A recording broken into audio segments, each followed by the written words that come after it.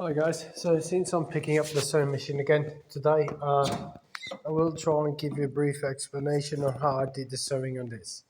Um, so when I was doing the seat covers, first of all, what you want to do is measure the length and the depth of the fabric that you're going to need. And on that, you're going to add for each lump, each sewing on each lump. So one lump has kind of two stitchings. So you're going to add each stitching is going to take about 1 centimeter. So you're going to have 1, 2, 3, 4, 5, 6, 7, 8 on each side. It depends on how many lumps you want to have. Um, so I did some changes on my original one. Had lesser lumps, as you can see here. Um, this is closer to the original, but since I did some bad measuring, I had to increase and add this extra lump here. So, but yeah, so you're gonna have eight stitchings on each side, so that adds up to 16. So 16 centimeter. So when you're gonna measure this out, let's say it's like 40. In this case, it's gonna be closer to say 1 meter or something. I can't remember the measures to be honest. So let's say it's 1 meter. To 1 meter, you're gonna add 16 centimeters. Plus that, you want to have an extra for sewing because you're gonna have this stitching going all around it. You want to add like 1 more centimeter, and if you're used to it to sewing and stuff like that, you might just want to keep it like that. But if to be honest, you want to add more, might as well just add like 3 centimeters to each side or five, because if you're gonna cut it, might as well just cut a little bit more and have more fabric, more things done instead of adding them. Okay, so that's the overall measuring of this. When you're doing the pattern, you're gonna have to draw on the back side of this to try and keep it as original as you can. So you're gonna lay the fabric down on top of the original, and you're gonna do some markings to try and follow up the lump. I'm gonna call this a lump. I don't know what you call it, but it's a lump to me. Um, and you wanna try and keep this as original as you can. Um, Now to explaining. Uh, well, I don't know. This is quite easy to do. If you have your original, you just want to add this cord. You just want to cut a little bit of a strip of fabric, cover it. I have a special tool on my sewing machine that kind of steps on this quite nicely, and it sews very closely, very neatly to the cord. If you don't have it, it's gonna be a little bit harder, but you can still do it. Um, but if I was you, if you're going to invest a little bit on this, and you're going to save a lot of money because you're not going to pay the upholstery guy, you might as well just get that. Let's see if I can find it here on my sewing machine. Sorry, where is it? Okay, so it's it's it's it's this one.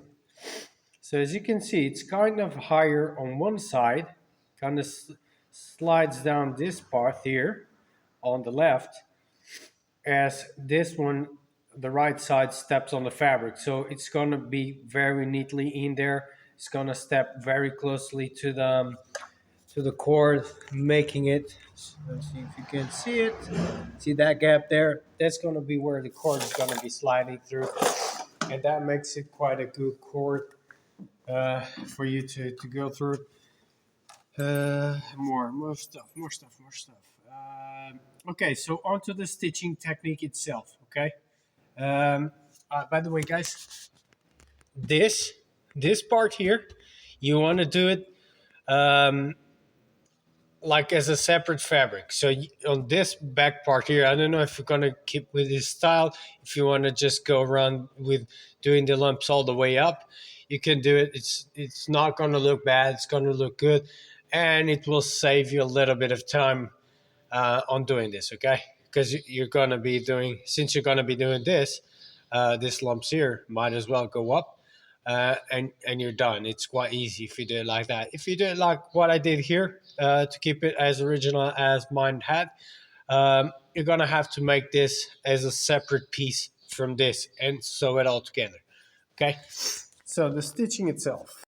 Right. So sorry guys. I know I was recording on a different format, but it's easier to get it on a horizontal position to my tripod, and it's easier to hold it like that so I can explain and record at the same time. So the lumps themselves, they're not that hard to do, and this is the most tricky part of doing this. How to do a lump? It's, it's just an invisible stitching. Sorry, it's just an invisible stitching. And if you do it on one side and the other, you get a lump.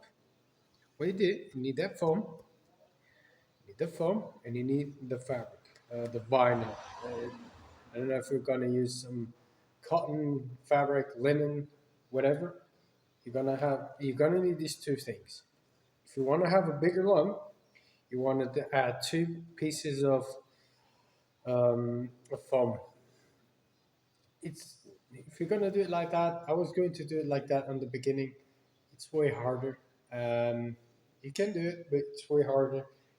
If you're going to do it like that, I would advise you to glue um, one piece of foam to the other. And well, to be honest, mine look good with just one. Okay, so for each time you do a lump, what I'm going to advise you to do so that the foam doesn't move around because it's going to shrink. As you do every time you stitch, the foam, the fabric, everything kind of shrinks in. So that's why I'm telling you to add more fabric, more material when you're doing the measurings on how much you want to do as a pattern for the seat covers, right?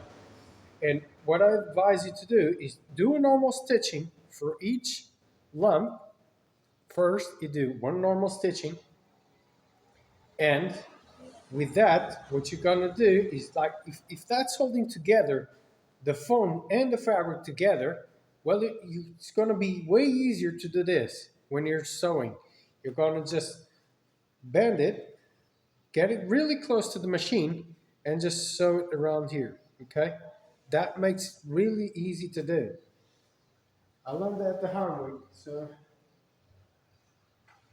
but might as well just learn from my mistakes. What I'm going to try and do is use this just piece of vinyl here. I could even use this one, but I'm going to try.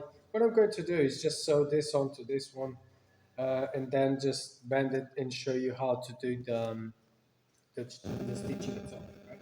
Or I might just let me use. Yeah, I'm gonna start new. Okay, so I'm gonna just use as if you just have the fabric and the foam. Okay, this part of the foam goes to the sewing machine, to your workplace, so it slides in through the sewing machine. Okay, don't do it the other way around because you're not gonna get any advantage of having this fabric on your foam. Okay, um, so having that said, since I had my scissors. I had a good pair of scissors somewhere. Not this one. I have a better one. So you're further away, but okay. We'll cut this fine. Okay. So okay. Let me see if I can turn you a little bit more to the sewing machine. Okay, there you go. By the way, this is all, but it's a very good industrial um, sewing machine. That's what you want. You don't want that whole house-made kind of costume or just curtain um, making. sewing machines, okay? You want a very powerful one. Okay, so I forgot to turn on my sewing machine. Okay, it's not good. You can always just skip this a little bit further. Sorry, I'm taking a little bit of time. I forgot to do this. Okay. Go. Power. Okay. So just get the needle up. Slide this on back. Uh, Fabric, foam. I'm not even going to bother too much on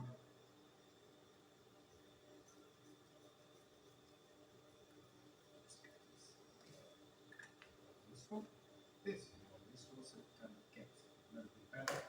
Okay, so let's pretend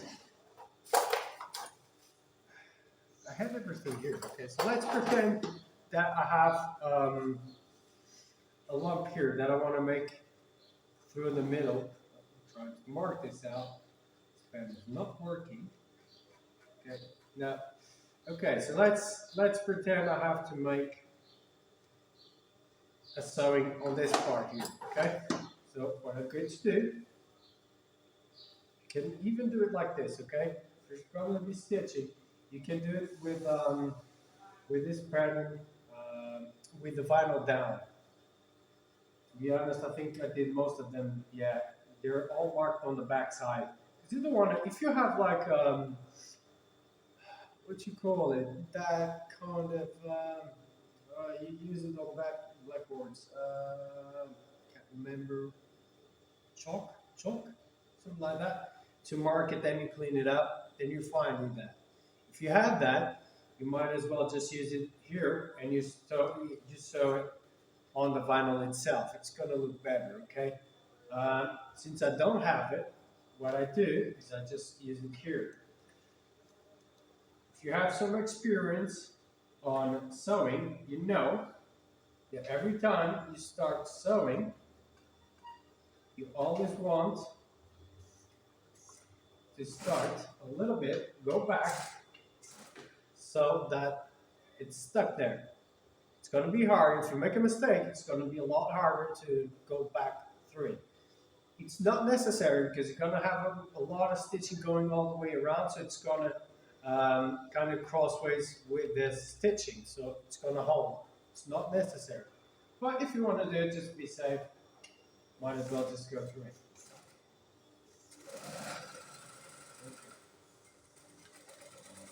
Okay, so fine. Let's say that this part here is done. First part of the stitching is done.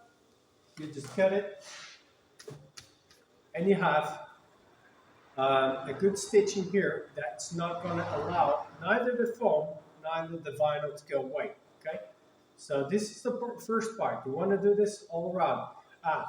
Right. So before, when you're taking out the measures, remember when I said that you're going to have 1 centimeter for each stitching, because it's going to take around half a centimeter on each side of the lump itself. So let's say that your lump is like 10 centimeters. What you want to do is you don't just mark the 10 centimeters. Remember, you're going to mark 10 centimeters from the center. Okay, so you have 10 centimeters plus half a millimeter plus half a centimeter to each side. So 5 mil for each side. Okay. If you do that, you're going to have a closer, a more perfect, let's say, sewing compared and closer to the pattern, the regional pattern that you have on your car. Okay, because that's what happened to me. I learned that the hard way. That's why I was missing fabric and I had to add a little bit extra vinyl and foam, 1 extra lump, let's say, because I forgot. First of all, I reduced a little bit on the measures on each lump, and with that, I even forgot that every time you do a sewing, each lump is going to get a little bit shorter. Okay, if you're going to go all the way trying to match your car 100%, you might as well just be a little bit cautious about it. Okay. If you're not like me, you just want it to look nice. Uh, it's not mandatory. Okay, you just go around with it. Okay, so that is done. You're gonna just bend the fabric and foam like this. Just got a customer wait. Sorry guys, I had to interrupt that because of clients. Um, so hopefully I'm getting this on camera. But yeah, it seems like it. Right, this part is done. What you're gonna do is you're gonna band it really well, so you make sure that you're gonna stitch those half centimeters, those 5 mil on each side. The easiest way to do that is you mark here on your stepper. I don't know what you call this in English, but I'm gonna call it a stepper because that's what's closer to in Portuguese. What I do here is I just get my fabric really close to this side of the stepper. So this is almost 5 millimeters. Okay, you want to do that because you really want to hide the stitching. If you're not doing this well, you're gonna notice this stitching. If you do a very close one, you're gonna notice that stitching. Okay, so lifting this up, sliding it through, making sure it's very neatly there. Ah, shoot. So, okay, gotta have to start this again. Come on.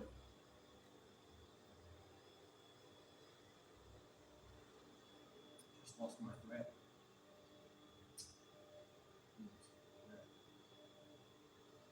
Uh,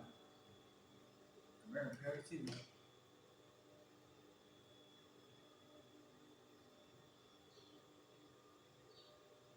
Fortunately, can still get the thread fast enough with the needle. Okay, so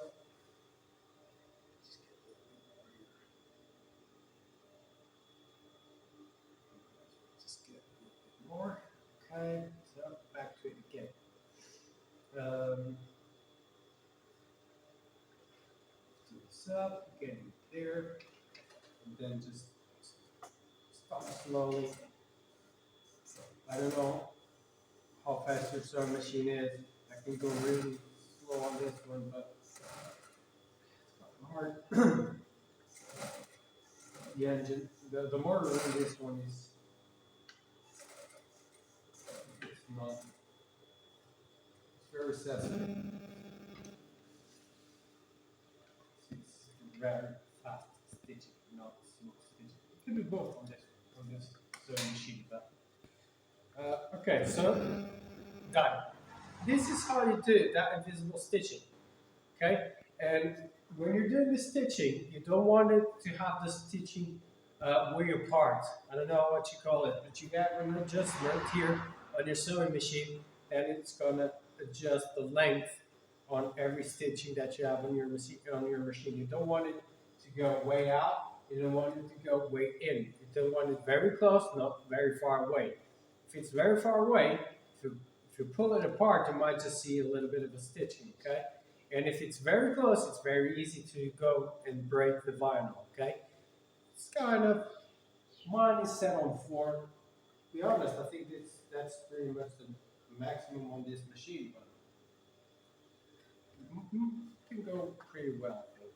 This one has, let's see if I can just try how much I have the size between each stitching here.